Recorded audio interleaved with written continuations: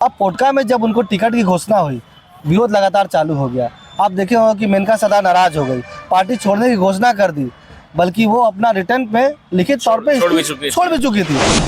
लेकिन चूंकि सरदार बहुल क्षेत्र है, संजीव सरदार वहाँ युवा विधायक अभी वर्तमान में थे, चुनाव में 2019 चुनाव लड़ के जीत के आए थे और उन्होंने कई काम किए हैं, तो उनके पक्ष में माहौल था।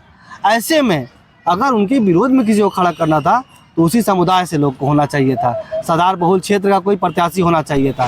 कहीं सीट का चुनाव, गलत सीट का चुनाव करना भारी पड़ गया। बिल्कुल निश्चित तौर पे गलत सीट का चुनाव था मीरा मुंडा जी के लिए। उनको वो सीट नहीं देनी चाहिए थी। कि जमशेदपुर से लोग पोटका जा रहे हैं, चुनाव मैनेजमेंट कौन संभाल रहा है ये देखना पड़ा, तो वो कहीं ना कहीं ये भी प्रभाव पड़ा। प्रबंधन भी बहुत उस तरीके का नहीं हो पाया क्योंकि स्थानीयता वहां पर हावी नहीं हो पाई। शहर से लोग जाकर मैनेजमेंट करने लगे, बहुत सी चीज़ों को जमीनी स्तर पे नहीं समझ पा रहे थे क्योंकि वहां उनका अनुभव नहीं रहा लंबे। तो कहीं ना कहीं लोगों के बीच में ये भी एक नैरेटिव सेट हो गया था कि अगर ये जीत कर आती हैं तो अपने इस विधायक से हम मिले कैसे, क्योंकि इतना प्रोटोकॉल, इतनी फौज, इतना लंबा लेयर, अपनी याचना लेकर जाने के लिए अपने नेता तक कहीं ना कहीं उनको बहुत सारे लेयर से गुजरना पड़ता। झारखंड विधानसभा चुनावों के परिणाम आ चुके हैं और तमाम जो दिग्गज हैं अपनी अपनी सीटें खो चुके हैं। ऐसे में एक दिग्गज का नाम बहुत चर्चा में था, वो दिग्गज थी मीरा मुंडा।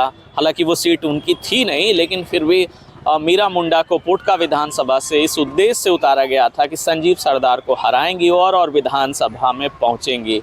पूर्व केंद्रीय मंत्री और झारखंड के पूर्व मुख्यमंत्री अर्जुन मुंडा की धर्मपत्नी है। ऐसे में सीट भी महत्वपूर्ण हो गई थी और कहीं ना कहीं अर्जुन मुंडा ने भी पूरा दमखम लगाया था कि इस सीट को जीतें, क्योंकि ये सीट मीरा मुंडा से ज़्यादा अर्जुन मुंडा के राजनीतिक भविष्य के लिए ज़रूरी थी। लेकिन ऐसा हो नहीं सका और मीरा मुंडा वहां से हार गई। तो आखिर क्या वजह रही कि इतने बड़े दिग्गज की धर्मपत्नी पोटका विधानसभा जैसे सीट से हार जाती हैं? इस बात पर चर्चा करने के लिए हमारे साथ विकास श्रीवास्तव मौजूद हैं। वरिष्ठ पत्रकार हैं, राजनीतिक पत्रकारिता करते रहे, लंबा अनुभव है। विकास, क्या लगता है कि जिस तरह से हार हुई है मीरा मुंडा की, कैसे देखते हैं पूरे इस समीकरण को? देखिए, सबसे पहले चीज़ को बहुत बारीकी से खुद भी समझे होंगे अगर ये बात सामने सवाल आए हैं तो।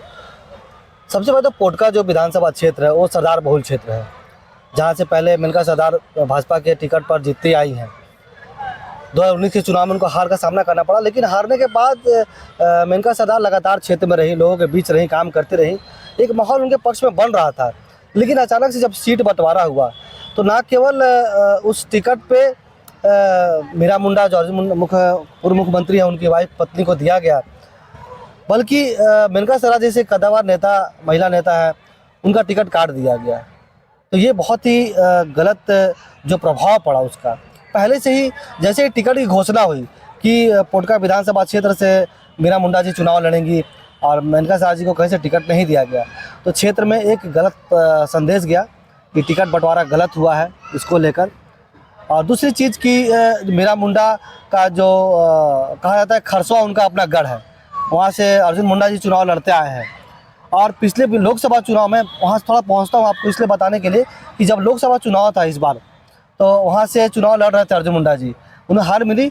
लेकिन बहुत नज़दीक से मैंने देखा था कि मीरा मुंडा जी ने अर्जुन मुंडा के लिए रातों रात मेहनत, मतलब रात मेहनत की हो, खुद ही सारे क्षेत्रों में घूमी, पूरा खुटी लोकसभा क्षेत्र में घूमी हो, खास करके खरसवा में बहुत मेहनत किया।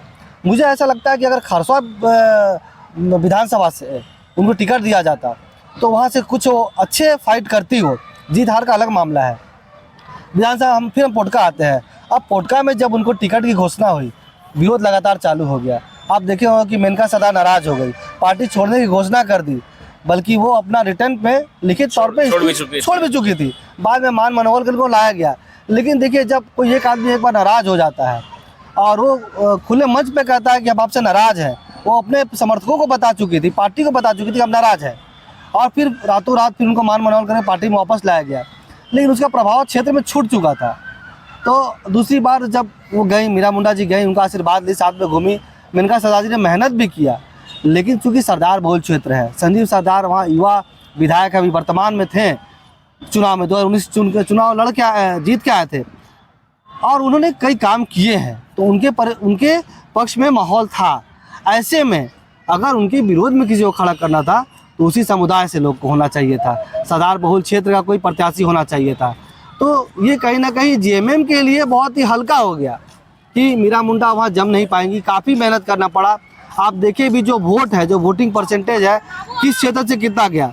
जब पहले राउंड से ही मीरा मुंडा जी बहुत ही मार्जिन से आगे बढ़ रही थी, लेकिन वो कौन से क्षेत्र थे, बागबेड़ा, कीताडी, वो वैसे क्षेत्र है जो गैर आदिवासी क्षेत्र कह सकते हैं, भाजपा का प्रभाव पहले से है, भाजपा का प्रभाव पहले से है। और वहाँ पर बिहार यूपी के लोग रहते हैं, मतलब गैर आदिवासी क्षेत्र है वो, तो भाजपा का गढ़ कहा जाता है। लेकिन जैसे ही ग्रामीण क्षेत्र का मतपेटी खुलने शुरू हुआ तो आप देखिए भूमि समुदाय है। अर्जुन मुंडा जी ने व्यक्तिगत तौर पर बहुत मेहनत किया। उन्होंने खुद ही कैंपेनिंग की। कई बड़े दिग्गज नेता हैं पोटका में, लेकिन कुछ खास प्रभाव नहीं कर कहीं ना कहीं सीट का चुनाव, गलत सीट का चुनाव करना भारी पड़ गया। बिल्कुल निश्चित तौर पे गलत सीट का चुनाव था मिलका स्वराज मीरा मुंडा जी के लिए। उनको वो सीट नहीं देनी चाहिए थी, ये हमारी समझ है। और बाकी पार्टी ने जो तय किया होगा उनका, भाजपा का अपना लुकआउट है। लेकिन मुंडा जी ने कई समाज तक, हर समाज से व्यक्तिगत तौर पर मिलने का प्रयास किया, सबसे बातें की, मीटिंग की, सभाएं की, लेकिन उसका बहुत प्रभाव नहीं ज़्यादा कुछ नहीं पड़ पाया। दूसरी चीज़ की आप देखे होंगे कि जमशेदपुर से लोग पोटका जा रहे हैं, चुनाव मैनेजमेंट कौन संभाल रहा है, ये देखना पड़ा। तो वो कहीं ना कहीं ये भी प्रभाव पड़ा। प्रबंधन भी बहुत उस तरीके का नहीं हो पाया, क्योंकि स्थानीयता वहाँ पर हावी नहीं हो पाई। शहर से लोग जाकर मैनेजमेंट करने लगे, बहुत सी चीज़ों को जमीनी स्तर पे नहीं समझ पा रहे थे, क्योंकि वहाँ उनका अनुभव नहीं रहा, लंबे समय तक रहे नहीं। तो इसका भी एक कहीं ना कहीं कह सकते हैं दुष्प्रभाव। बिल्कुल, देखिए अब ग्रामीण क्षेत्र से मिनका सरदार वहाँ पर, माफ़ कीजिएगा, संजीव सरदार वहीं पर हैं, वहाँ के रहने वाले हैं और लगातार उस क्षेत्र में वो एक्टिव हैं, काम कर रहे हैं। और मीरा मुंडा जी के बारे में ये भी कहा गया कि ये बाहरी हैं, उनको बाहरी वहाँ महसूस किया गया कि ये चुनाव जीतेंगी, घोड़ा बांधा से विधानसभा चलेगा, लोगों को घोड़ा बांधा जाके अपनी याचना करनी होगी, अपनी बात रखनी होगी। ये बातें भी फैलाई गई। लेकिन हो सकता है कि अगर जुटती तो क्षेत्र की जनता के लिए वहाँ उपलब्ध रहती, लेकिन ये उनके विरोध में गया है बात कि भाई ये तो घोड़ा बांधा से विधानसभा चलेगा। तो ये सब बातें जो छोटी छोटी चीज़ें थी, ये उनके नेगेटिव, उनके नकारात्मक पक्ष में काम किया।